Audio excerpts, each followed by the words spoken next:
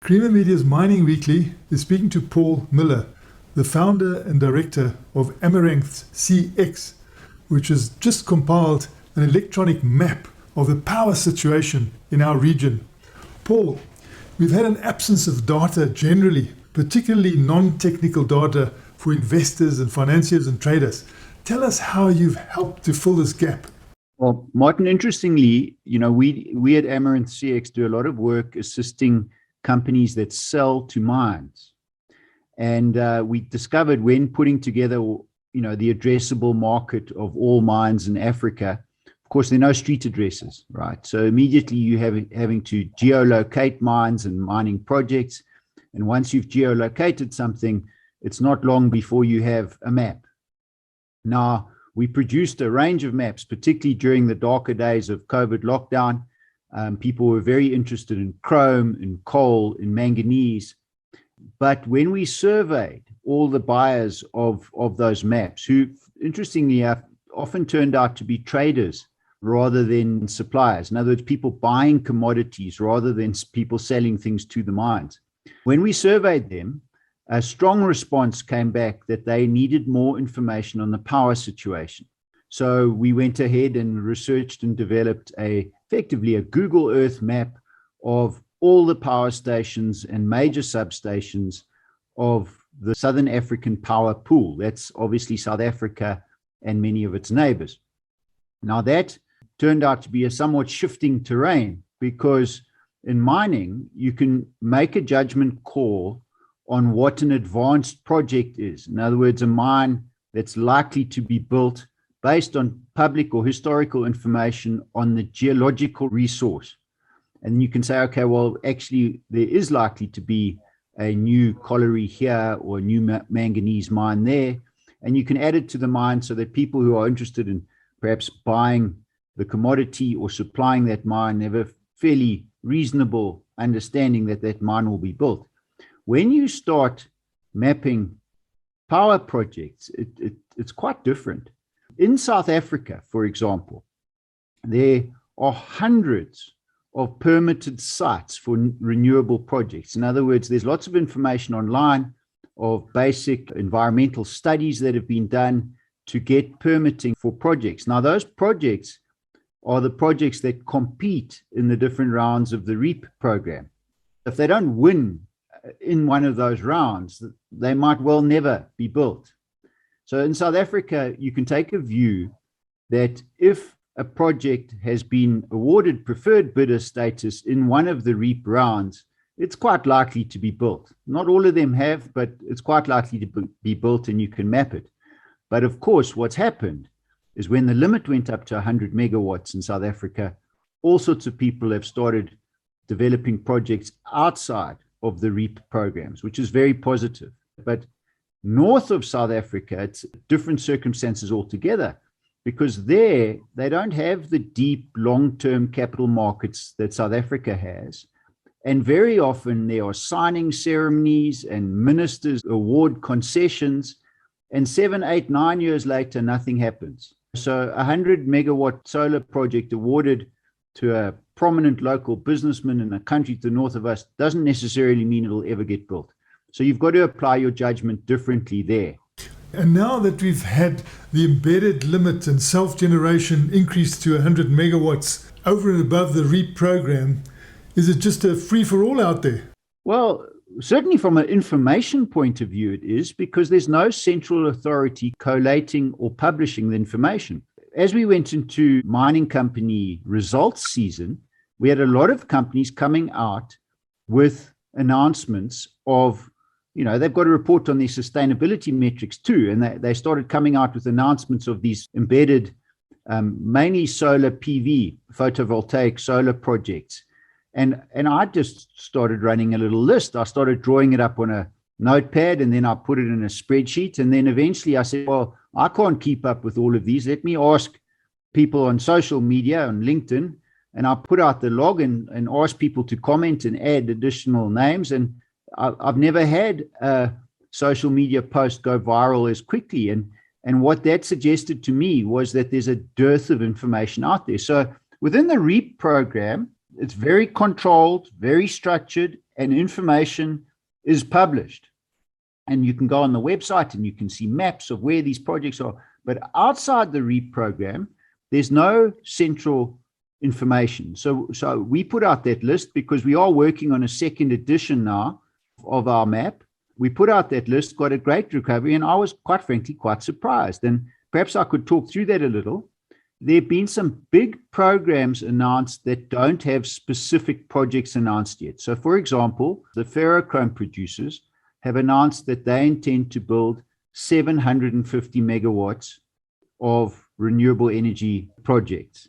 But Glencore and Samancor have not announced very much, other than, I think, a 70 megawatt or 60 megawatt PV plant at the Tubatsi smelter in Limpopo. Then ArcelorMittal has announced 600 megawatt program. Sasol has announced a 600 megawatt program. But they aren't particularly useful because there's no specific information that says there'll be so many megawatts of this kind of renewable energy on this particular site. But there have been a lot of announcements like it. So if you set those aside for the moment, because there are no actual projects announced, just a program, and they're on feasibility studies, etc. But then if you go and look at what has been announced, both in South Africa and the countries to the north of us, there's now 1,600 megawatts that we've counted of renewable projects outside of any of the government programs. About half of it in South Africa is in the PGM industry. So Mogalakwena has announced 100 megawatts, Northam has announced 10 megawatts, Marula has announced 20 megawatts. Just today, Sedibelo came out with 75 megawatts. So there's a lot happening.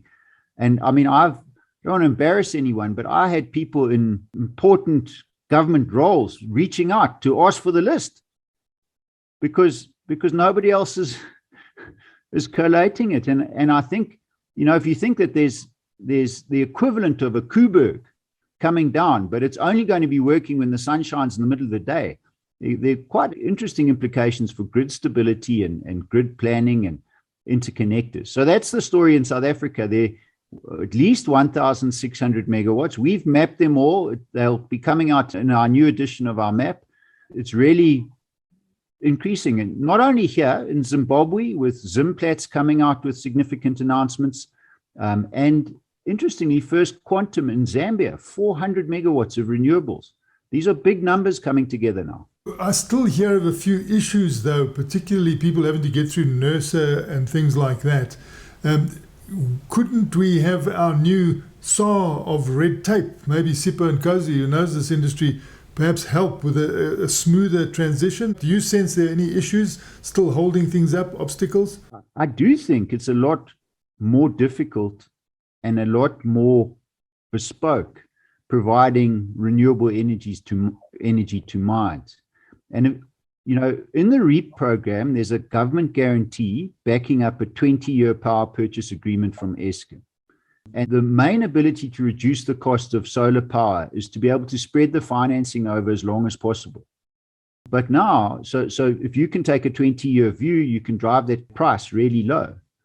Now, in mining, it's quite different. I mean, in my own mining banking experience, you wouldn't lend money to an individual mine on longer than a 7-year term, but you just don't have visibility of the commodity cycle that supports that mine. So it's quite different putting in a solar project in, for example, or any renewable energy on a mine. You've got to take a view that the mine is creditworthy and will be for as long as you expect your financing to be repaid on that plant. So I think we will see, not every mine has got a 20-year life. Many South African mines are coming to the end of their lives. There are tax advantages to putting a project on the mine if the mine owns the project. So the project financing of all these embedded projects is very different to what it would be in the REAP program. And as a consequence, the government-initiated programs are probably far more appealing to the developers of these projects. And the mines themselves are going to have to put in a significant amount of equity, and they're going to have to absorb the additional costs as part of their decarbonization commitments themselves. So it doesn't necessarily mean that there's a cost saving. to the mines by introducing renewable power. They've often got other reasons to do it too. So on the regulatory front, I'm not sure, I'm not an expert on what the NERSA process is, but certainly a lot of these projects are going ahead, and we have started seeing some of them go into construction. The other trend that's interesting, it's mostly photovoltaic, but increasingly the more recent projects are all coming out with battery storage as well. So let's see. I mean, if they get into construction, we'll know that the red tape has been cleared. But it's a significant new trend in the country. And what's happening out there in the Southern African power pool? What are you finding? Well, that's fascinating. So like in South Africa, it's a story about transmission capacity. So the generation playing field is changing dramatically. So we'll see a country like Namibia has introduced significant solar generation, and they've interconnected themselves, for example, to the Zambian power grid with a 700-kilometer DC power line all the way down the Caprivi Strip to Kasane. So we've seen stuff happening around us. We can't escape the fact that South Africa's electricity requirements and infrastructure absolutely dwarfs the combined generating and transmission infrastructure of all the rest of the countries of the South African power pool. But it's still interesting because there are mining projects up there that are of interest. So we've seen the Angolans have spent huge amounts of money in strengthening their grid and their generating capacity. And at Luacha, they are building a 2,100 megawatt hydroelectric power plant. But Angola is not connected to the Southern African power pool yet. There is a plan to connect Lubongo to Ruacana in order to tap the Baines hydropower plant on the Kunene River. But that's some years away. The Malawians, and remember, a country like Malawi's total electricity requirement will be about 300 megawatts. It's tiny relative to the rest of the power pool, but they are being connected to Matomo, to Pombeia, a big interconnector to the Mozambican grid, and for them to be able to also get power from Koeberg. And then we see that the Zambians and the Tanzanians are looking to connect. So the three countries that weren't connected were Malawi, Tanzania, and Angola. In Tanzania, a lot of people aren't aware of it, but the Julius Nyerere hydroelectric dam is being built on the Rufiji River. That's over 2,000 megawatts of hydropower. Now, those numbers don't seem that significant relative to South Africa's power requirements, but that'll be a 50% increase in Tanzania's power requirements. Likewise, the Luacha project in Angola. In Zambia, the Kufui Gorge hydro plant is in construction with 750 megawatts. So we forget that there might be 40,000 megawatts of potential at Grand Inga on the Congo River, but there's at least 20,000 megawatts of distributed hydropower potential across the rest of the countries on other watersheds. And I think long term, we have to look at a solution that involves hydropower coming south from near the equator, to the southern parts of the continent, and solar and wind going north from the southwestern portions of the continent. And that's going to be really interesting. But that's a story about transmission, and it's a story about transmission in our neighboring countries. And the only way that can get financed is by multilateral agencies, because the capital markets are not deep enough, and they're certainly not long enough. You can't borrow 20-year money in Zimbabwe or in Zambia, for example. That was Creamer Media's Mining Weekly, speaking to Paul Miller, the director and founder of AmaranthCX.